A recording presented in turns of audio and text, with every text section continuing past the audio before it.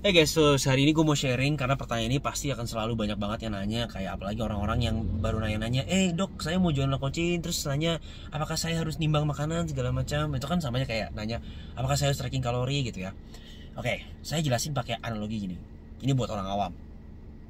Anggap lu tuh lagi sakit, oke, lu tuh gak enak badan. Abis itu lu kalau nggak enak badan nih, yang pertama lo lakuin apa? Pasti kan Anda skip dulu kerja, Anda izin saya bobo dulu seharian, besoknya pasti lebih enak, lebih seperti itu. Kalau misalkan kalian dengan istirahat, ternyata kalian udah sembuh, ya udah masuk kerja. Tapi ternyata kalau misalkan Anda masih nggak enak badan, Anda ke apotek kan beli obat yang lebih keras, kayak misalkan apa sih, Insa, Neosep, Paramex, gitulah gitu kan. Maklum dokter gigi soalnya, jadi tahu-tahu obat. Terus ya udah cobain, ternyata sembuh Anda akan balik kerja. Tapi kalau misalnya Anda nggak sembuh, Anda nggak kemana? Anda ke dokter kan? Ke dokter dikasih obat yang lebih keras. Kurang lebih seperti itu. Nah, si tracking kalori itu adalah si obat yang lebih keras itu yang dikasih sama dokter ini.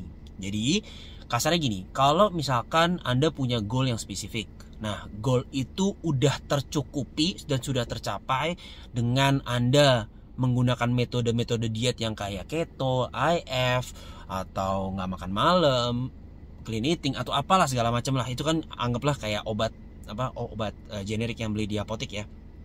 Ya udah, Anda nggak perlu yang lebih presisi yang kayak si kalori tracking. Sebenarnya kan karena gini, karena semua diet itu kan bekerja karena ada komponen kalori in kalori outnya, kurang lebih seperti itu. Dan dengan Anda memilih salah satu cara diet ini, Anda secara tanpa sengaja dan tanpa pengetahuan Anda, itu Anda mencapai maksud namanya kalori defisit, kurang lebih seperti itu.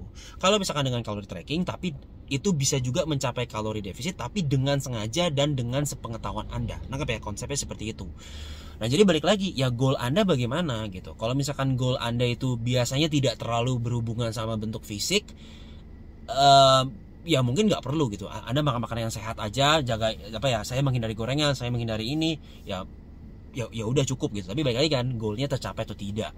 Nah, kalau misalkan kalian punya goal yang lebih spesifik, kayak saya mau kayak gitu tuh, ototnya belendung, sekalian bokongku belendung gitu, dan ternyata dengan tipe diet yang lebih sederhana seperti IF, keto, DLL itu nyata sudah tercapai, ya sudah, Anda nggak perlu yang pakai cara yang lebih spesifik aja gitu.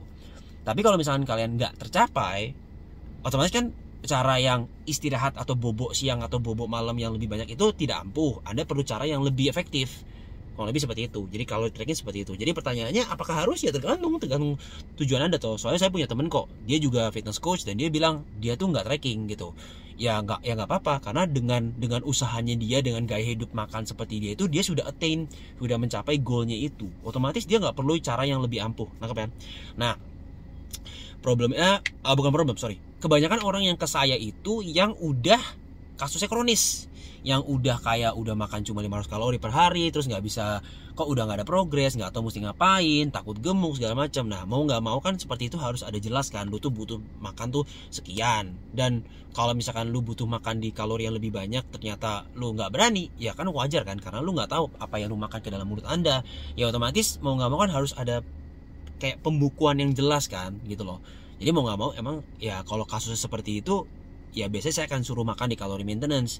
Nah, Anda tahu dari mana kalau Anda makan di kalori maintenance kalau misalnya Anda nggak tracking? Nangkep kan poinku? Jadi sebenarnya balik lagi, ya tergantung tujuan Anda. Kalau misalkan saya tujuannya apa? Saat ini saya itu lagi mau membentuk otot.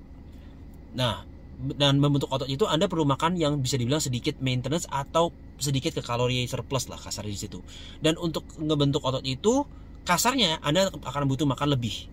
Nah, kalau misalkan saya nggak tracking, makanan saya akan bisa lebihnya tuh bisa banyak banget, bisa lebih 500 kalori, bisa lebih 1000 kalori. Otomatis saya akan apa?